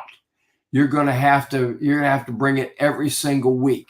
And if you don't, you're not going to be there very long. I laugh when I hear all these people. I laugh when I hear all these people say, "Well, gee, the schedule's too tough." Well, the schedule's too tough for everybody in the SEC. We just, what has happened is, you think about it, adding Oklahoma and Texas in there means that you add two of the 5 winningest programs in the history of the game. Oklahoma has 7 national championships. Texas has 4. Okay. LSU in its history has 4. Florida's got 3. Alabama's got 116 in the 112 years of college football history. I know some organization gave Alabama a national championship when Ears Whitworth was the coach. People. Okay, good trivia question. Who was the quarterback for Ears Whitworth in his last year as Alabama's coach? In his last year, it was not Jerry Salem. He was the defensive end. No. Bart Starr? Bart Starr, a 17th round draft pick. Yeah, that's what I thought. Of the Green Bay Packers, who quarterbacked Alabama to a 2-8 record. Yeah, because JB Ears Whitworth, my friend, the late Ed Williams, a great engineer, Auburn grad, lived in Memphis for a long, long time. And he was in his closing column as sports editor of the Auburn Plainsman wrote, "Shug, let Alabama win one every once in a while so they don't get them a good coach." Auburn had beaten them like 4 or 5 straight years. And that 1957 beat them 40-0 when Auburn won the national championship. And Alabama went and got Bryant and brought him back. They started the Red Elephant Club, and their motto was "Never again." Would Auburn be on top? And trust me, they probably done everything they could to keep that from happening, just like everybody else at every other school does to keep their rival from getting on top. But that's part of it. That competition's a lot of fun. But that is a tough schedule. But you know what? Once you start playing it, you've got to embrace it as the opportunity that it is. You can't worry about the schedule. Henry B., one of the smartest people I've ever known in my life, worked for our family forever. Henry B. used to say, "Young Rob, it ain't the doing in life that's so bad. It's the dreading. Let's get to work." It's because once you get to work and you start doing versus sitting and kind of, dreading, waiting for the other shoe to drop, it's a lot easier than you think it is, but you better get to work. And that's the way it is. So Paul in Memphis, they'll survive it. You watch. You'll be surprised at what happens. And I think most people just are inherently drawn to the negative narrative. And it sucks because that's what they want. Clarence Beeks in Philadelphia, the crop reports are in. Thank you, Clarence. That may be one of the greatest movies of all time. Let's take a quick break. We're going to be right back. Got a lot to talk about today. Franz Beard, GatorBaitMedia.com. Check him out also on the Buddy Martin Show weeknights at 9 p.m. on YouTube. Great producer Brendan Martin doing great work down there. GatorBaitMedia.com, putting out content every day. Do yourself a favor. For a great Christmas gift, give someone or multiple people subscriptions to Gator Bait Media. We're missing a lot of our newspapers. These guys didn't go away. They just have different places that they're producing the content. GatorBaitMedia.com, one of the best places. Take a quick commercial. We'll be right back. Unbelievably, every 2 minutes in our communities, a child is either bought or sold for sex. I am R.A. Dickey, board member for the Nashville Anti-Human Trafficking Coalition. Join me and millions of others in our fight against human trafficking and for its victims by helping to educate the most vulnerable among us, our middle and high school students. Go to nhtcoalition.org, become a partner, and help keep our families safe, because none of God's children are for sale.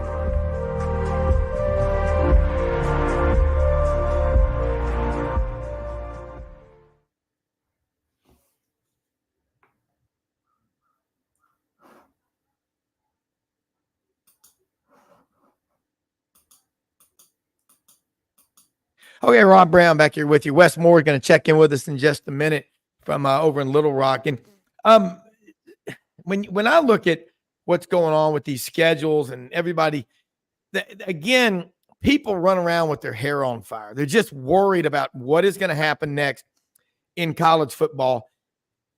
Steve Hogan, the CEO of the Cheez-It Bowl, yum, yum, yum. I love Cheez-Its. He made such a good point about the fact that people still, they want to watch college football. Get out of my way, get off of my lawn with all this other crap. We know the NIL's here. You better embrace it. You better get it right. I don't believe it's sustainable at the level it is right now at a lot of places, but maybe we're just getting started. But the free market always works things out. Again, you pick the industry, you pick the profession. It's the end of the world as we know it. Back in the 50s, Franz, ask anyone that was around. They're putting college football on TV. Oh, my God, nobody will go to the games. 1984, Chuck Ninus and the College Football Association, the CFA, the lawsuit, Oklahoma and Georgia. Let's put more games on college football games on TV. Well, then nobody will go to the games. Well, all that happened was every college football stadium in the country has expanded multiple times. Crowds just keep pouring in. Then we had the draconian virus lockdowns in the spring of 2020. The face diapers, the masks. There'll be no college. The Burgermeister. Remember the year without Christmas? There would be no fun of any kind by the order of the Burgermeister. No more college football. It's done. Fans will find other things to do. They can stay at home and watch the game on their 18-foot wide plasma screen with smell-o-vision and sit in their man cave. Here's what they didn't think about. People are inherently drawn to crowds. We're social animals. We want to interact with other people. We want to go to the games and quit pushing this narrative that nobody wants to read papers anymore. Well, I'll tell you what I do. I cherish true grit journalism. And if it's not in a paper, it's going to be on a website like GatorBaitMedia.com or Tony Barnhart that's on here or Scott Rabelais from The Advocate down in Baton Rouge the other day. These are your best guest people because they think about what they're saying because they've already written it. That's so important that we have the people to tell the stories. And one of the great storytellers is a 6'4", 217-pound defensive end edge rusher from Jacksonville, Texas, who lives in Little Rock. Sports director, sports anchor, weeknights, Fox Sports Channel 16, ESPN 103.7, The Buzz in Little Rock. One of the great Americans. Also, ESPN Plus does the TV games for the University of Central Arkansas Bears in Conway, Arkansas, home of the Wampus Cats, the high school team. One of the best people you'll meet, Wes Moore. Wes, how are you? Man, what an introduction. That was awesome. He didn't tell it, he just said, when I came on, he said, hey, it's Franz Beard. I feel like I'm in I feel like I'm in the presence of royalty right now. Well, you didn't hear what I was saying before you came on. I was talking about you, and then you came on when we were finishing up with the Cheez-It Bowl, and I started getting hungry, and I kind of lost my mind there because I'm fasting. But Wes, Franz, and I have been talking some college football, and man, the more I talk to all my Razorback friends over here during duck season, they're all on board with Bobby Petrino. They're going, look, I agree with you. I want to win. And when the Touchdown Club in Little Rock gave him a standing ovation and said, we forgive you, that's all I needed to hear. Yeah. No, I think that's the general feeling is that, Petrino has asked for forgiveness. He has said he is sorry. And honestly, what else do you want him to do? Yeah. What he did was wrong. Sure. What he did was hurt the program. But you're going to punish him for the rest of his life? The thing that I've really enjoyed the most and did not realize that Petrino loved Arkansas, that he loved working here. He loved the university, the people here, the Northwest Arkansas, the lakes, the mountains, that he always wanted to come back, but he didn't think he'd ever get that chance. And so when the opportunity came, he jumped at it. And so I didn't know the passion he had for this state, because you think of Bobby Petrino, you think of a guy who's jumped around from Louisville, Atlanta to Arkansas, back to Louisville, Springfield, Missouri, College State. You think of him as a regular college coach that's a nomad that just jumps from spot to spot to spot. And I honestly believe him in this, that he likes Northwest Arkansas and wanted to be here, wants to be here. And the most important thing is he wants to make good. He knows that, that 2012 year could have been really special. They'd gone to the Orange Bowl. The Sugar Bowl. The next year they went to the Cotton Bowl and won 11 games. That's back-to-back really good double-digit wins for Arkansas. And the next year they started the year top 10. Yeah.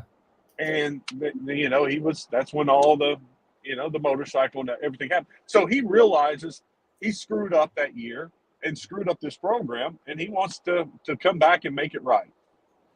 I think that's one of the best things about him is, I guess, there's that old saying that with age, sometimes we get humbled a little bit. Yeah. And, what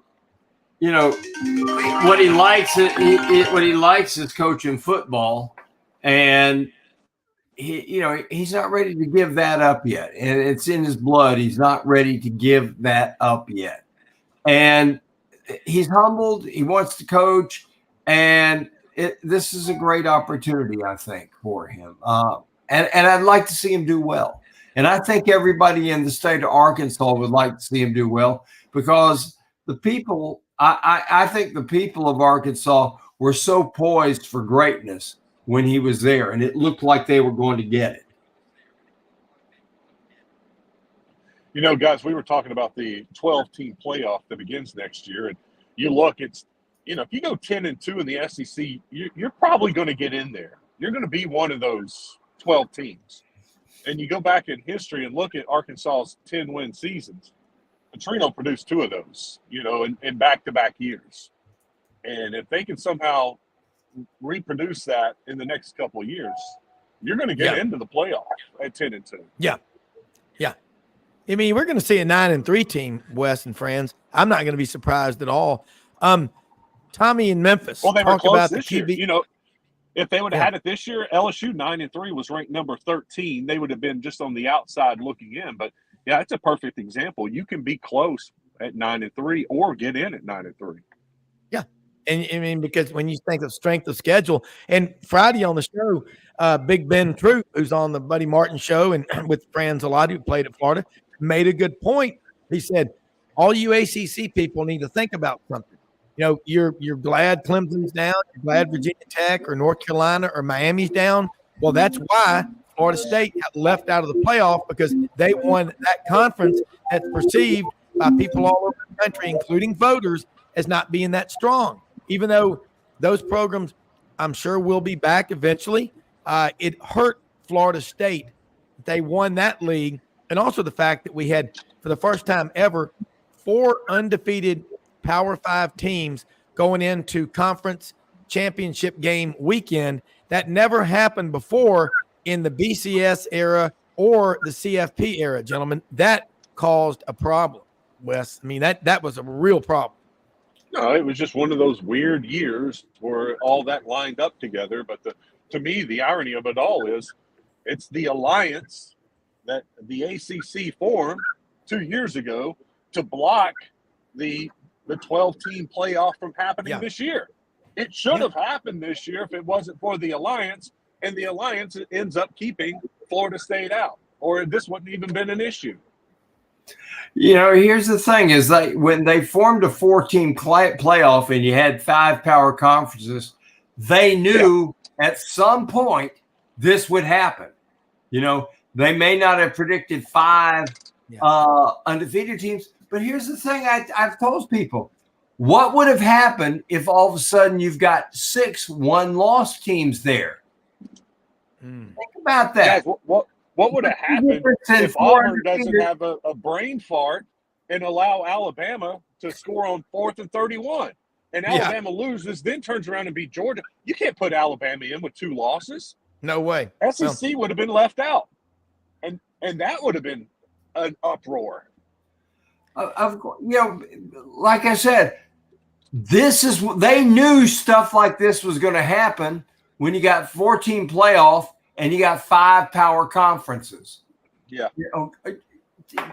Like what would have happened, let's say, if Georgia has a loss, Michigan has a loss, Washington has a loss, and on and on. What happens if you have 5 or 6 teams with 1 loss? You get the same thing. I'm disgusted with all the talk about poor old FSU. Well, poor old FSU should have known better. It's because stuff like this is going to happen. We would have been complaining, Wes, if there had been 5 one-loss teams, and one of the one-loss teams that got left out was from the SEC. No doubt. Well, you go back to the 2017 season when Auburn beat number 1 Georgia, and then 2 weeks later again beat number 1 Alabama, and they were 10-2 going into the SEC championship rematch with Georgia at Mercedes-Benz Stadium, number 2 in the college football playoff rankings, and KJ Johnson, Auburn running back, was hurt in the 4th quarter against Alabama and was maybe 25% in that game. Georgia won the rematch 28-7, but Auburn, if they were 11-2 and number 2 in the CFP rankings, they're going in as a 1 or 2 seed. So you would have had a 2-loss team SEC champion, but they had beaten again number 1 twice in 3 weeks. So it was bizarre circumstances. But again, Jalen Milroe in the pocket. He's having a snack. He's having a cold beer. He's still standing back there. No rush, no pass rush. And he's hold on. We'll take a commercial break and be right back. Wes, look, I would have loved to have had you out there on the edge instead of watching the Auburn guys play patty cake with the Alabama guys. Nobody is ever going to be able to convince me that call made sense. I mean, that was like the people that decided to take hee-haw off the air. I'm just going to leave it at that, gentlemen. It's a documentary in the state of Tennessee. You damn right. It is. Wes, look, another question in here. Tommy in Memphis. Talk about the QB room in Fayetteville. And Wes, again, I love going to Jeremy's Barbecue Shack in Parkin on 64. If you ever go through Parkin, it's right 6 minutes down the road from Earl High School. And Gary Bohannon was a recruit 5 years ago, a quarterback, Gary Bohannon Jr. at Earl, because Tim Horton called me when he was recruiting him to Auburn back in January of 17. And if you ever go by there, get the brisket sandwich, anything they make there, it's the most unbelievable food. Well, Gary went to Baylor, and beat Ole Miss in the Sugar Bowl, transferred to South Florida. And I'm not sure if he's finished yet or not, but let's talk about that QB room. Jacoby Briswell. We don't know what KJ is going to do, but kind of unscramble the eggs for us, if that's possible. Yeah, I fully expect KJ to enter the portal here soon. Okay. Basically, what I've been told, and this is college football today, he's still got a couple of NIL deals at Arkansas that don't get paid until at some point this month, and so he's trying to get those last couple of checks before he leaves Arkansas to go get another NIL deal from somewhere else. So they're just collecting checks right now, but I expect KJ to be gone here soon. And to this weekend, they hosted the Boise State quarterback. He was the MVP of their conference champion game a couple of weeks ago. I think he threw for 3 touchdowns, may have ran for 2 touchdowns, but he was thoroughly impressed with Fayetteville and the University of Arkansas on his visit this weekend. So I expect, and I don't know if I'm going to go get somebody out of the portal, and that way there's a competition between he and Kobe Criswell. And I think that's the way Petrino wants it. He wants a competition, and you got to have a backup in this day and age. You know, in the SEC, chances are your quarterback's going to get hurt. I mean, KJ got hurt this year. KJ was hurt the year before. And he's as big as they come. So it's going to happen. You need 2 or 3 quarterbacks. And so they're going to go out, sign somebody in the portal. And it's not going to be a splashy, guy in the portal because they're not going to spend a lot of money on a quarterback. They got to spend money on their offensive line. They want to go get 1 running back. They want to go get 1 quality wide receiver. But they want to get 4, maybe 5 offensive linemen. So, and those offensive linemen are going for like $250 right now. They are a hot commodity, offensive linemen. They are. So I don't expect them to go out and make a huge splash signing in the portal for quarterback, but it's going to be somebody that's going to be able to come in and compete. Yeah, I'll give you a name that I think is going to factor in it at Arkansas within the next week, and that is Cam Ward from Washington State, and he's a Texas kid who played at Incarnate Word before transferring up there, and he is looking for a pro-style offense to work in. And everything I've been told is that he's got his eye on Arkansas. Okay.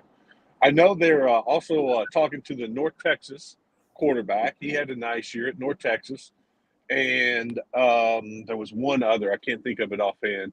Oh, it was from the what was it? From the Ivy League, the quarterback there that they're talking to. So but, it's not any of these huge names that you see that other guys going after the other teams, and that's all over Twitter about this guy. And that's the way, Razorback fans, they see a quarterback enter the portal, and they get excited and think, hey, you got Petrino, you got a chance. And you do, but once again, I think it comes back to their budget, and I don't think their budget is going to allow them to go out and sign one of these high-priced quarterbacks. Well, and you talk about the Petrino factor. Again, folks, the guy knows how to coach quarterbacks. He knows how to get an offense rolling. I mean, again, you think back in 2010 and 2011 when you won 21 games, went to the Orange Bowl and the Sugar Bowl, how big those games were and the trajectory that they were on back in the, it was a great time. And you go back in November of 2011, the top 5 in college football, that poll, you had like Bama 1, LSU 2, and Arkansas 3. So don't tell me they can't do it at Arkansas. It can be done. It's just getting the right mix in the pot. Here's another one. James in Little Rock, the capital city. What's most important is that the Arkansas players believe in Big Sam and who he hires, Wes. And you have a great privilege in your position at Fox Sports Channel 16 in Little Rock and also on ESPN 103.7 The Buzz in Little Rock every day to interact with a lot of really influential people that cover Arkansas, but also college football, high school football, pro football.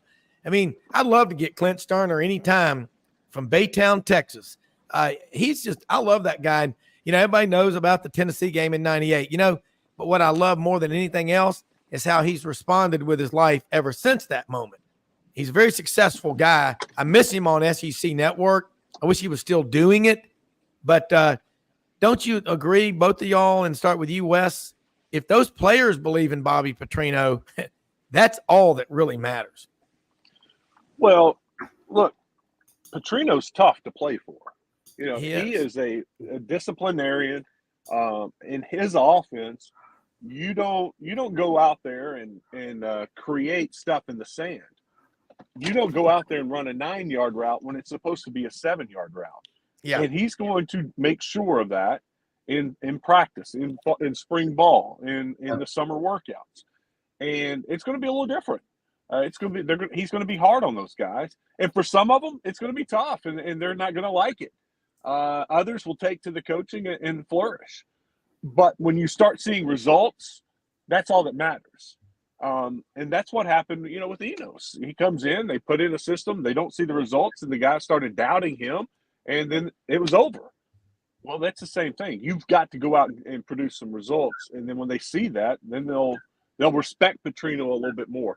Pittman is very well liked. He's well liked in the locker room. That's why you saw the reaction when Hunter Yurachek came in and announced in the locker room that he would be back the next year. I was told that there were actually guys crying in there, that they were so happy. Now, does everybody, there's 115 guys on that, suited out. Do they all like him? No. That's why you see some guys in the portal. Some guys are upset with playing time. Some guys are upset with their position coach. Some guys are upset with Pittman. But Arkansas couldn't come back with the same team that they had this year and expect different results next year. So you have to lose some guys in the portal. You have to lose guys in the portal to go sign guys in the portal, right? Yeah. You only have 85 scholarships. Right now, Arkansas is at 83. And they're wanting to sign about 15 more guys. So do the math. They need about 13 more guys to enter the portal. And, people get all, freaked out that Arkansas's got 13 guys in the portal. Well, you got to. You got to lose some guys. Well, that happens. Yeah, Florida started out was 83 scholarships at the FSU game. 10 guys walked, who are going to be leaving because of graduation. Leaves you at 73. They got 20 in the signing class. That's 93 right there. So you're already 8 over. They got 13 in the portal now. So, that leaves you at 80. If you only signing 5 guys in the portal, you're in deep and dark trouble. Yeah. Well, and part of the problem that some of these programs are facing, it's a good problem. You have these super seniors coming back for a 5th or 6th year. Well, you want older guys. You want guys that have been around and played a lot, that are very mature. It's a big difference between a 23-year-old and an 18-year-old. And that's what, that's a good example that these guys like Pittman and want to play for him. They're going to stick around for another year of college. Now, I would do the same. Heck, I love college. I didn't want to go anywhere. I didn't want to start my career, 11 years. So these guys are sticking around, and Arkansas wants them to, but it's creating a logjam in numbers. And so you're going to lose some younger guys, some players that were stuck and not getting playing time and may not have playing time. But those are the guys that you want to develop for future years, but those guys are going to have to leave. This will be the last year of all the COVID guys getting that extra year. And what we're going to see is an awful lot of programs are going to be top heavy. And it's going to be the reverse of the logjam. Next year, you're going to find it's going to be all hell breaks loose on the recruiting trail. And the portal trail. How are we going to replace all these guys that left us now? Yeah, and Wes, you think look the at this. Portal's crazy now. Think about next year because you're going to have to replace a huge amount of guys. Yeah, exactly. Washington Huskies this year, 13 fifth-year seniors, 13 sixth-year seniors. Wow. And this is, man, you're right. And there's, what do we have? 133 D1 schools, 3,300 kids will sign Division I scholarships. There'll be 33 of them that are 5-stars. Now, there's probably 45 or 50 5-stars, but you look for that consensus or composite, whatever. So, high school football is not going away, the importance of it. And what we see in the portal is a lot like with junior college. you better be careful about going too heavy. And the better your program is, Wes, the less you have to go to the portal anyway. Wouldn't you agree? Yeah, I mean, but Alabama's still going to the portal. Georgia's still going to the portal. They're just picking off the best of the best to add to what they already have. Yeah, but you don't see a mass exodus, not yet anyway. You look at, I think Georgia's got is it Georgia or no? Alabama has the fewest amount of guys in the portal right now. But why would you leave right now? Because you get a chance to go play in the playoffs. So those guys aren't in the portal yet. Alabama's got 4 in the portal right now. Okay, it grew because I saw it this weekend and it was 3. So somebody's entered the portal since. But you look at the ones who lead the way and the ones with the least amount of guys in the portal. There's a correlation. Good teams don't have that many in the portal. I think it was South Carolina leads everybody with the most guys in the portal, and Arkansas was right up there. You know, they were struggling teams, and it's time for a turnover. And sometimes you see players get into the portal and you think, well, that player was upset or disappointed with his playing time or whatever, and he jumped in the portal. Well, the truth is the coach told him it's probably best you get in the portal. You're probably not going to play here. So, you know, for the fans to get upset with so many guys getting in the portal, that's a lot of times the coach's decision. Fans don't understand that you don't sign a 4-year contract. All the scholarships are 1-year contracts. Yep. It means that at the end of the year, it is the coach's discretion whether you are staying or whether you are going. And I think Wes just artfully pointed out what a brutal situation where a coach comes in and says, you know, we love you. And you'd sure do look good on that scout team uniform. But if you want to be in anything other than a scout team uniform, you might have to look someplace else to do it. And there are ways you got to sugarcoat it to make the kid feel like, okay, I'm doing what's best for me. Well, what you're really doing is you've been shoved out the door. Yeah, and that's people. No one wants to talk about that, but you still wonder which starter is going to be the first one to ever quit on his team in the CFP Final Four or next year, the 12-team playoff. That'll be crazy. Look, Wes, I know we're up against a hard break and we're about out of time too. Let people know how they can follow you. Always love having you on and really enjoy your insight. It's valuable. Excuse me. You can go to, Twitter. It's Wes_more, 2 S's in Wes. Also, go download the Buzz app, 1037 The Buzz.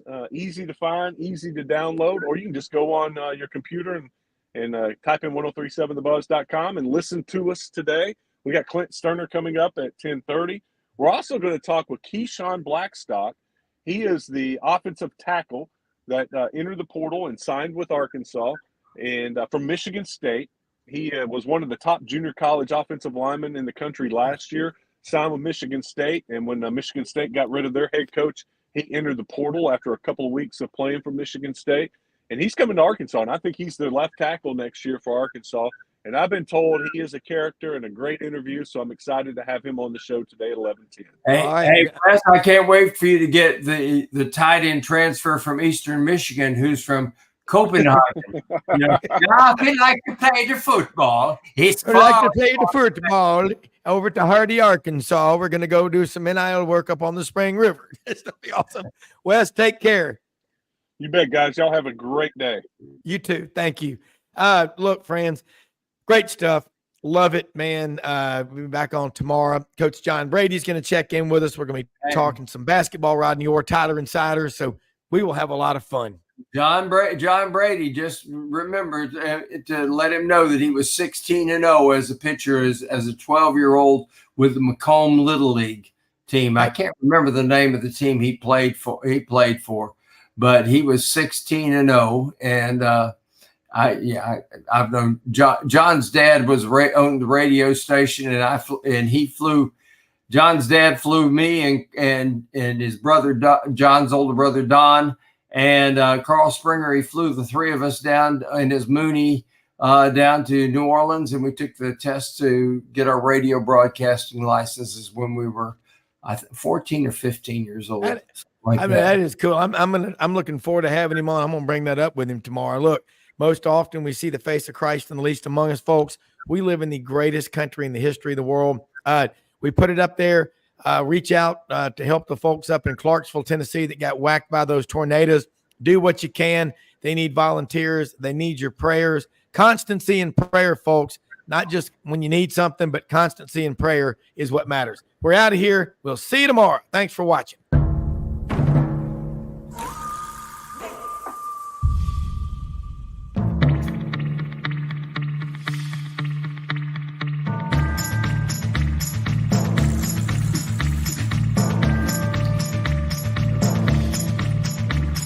Grigori, how you doing, brother?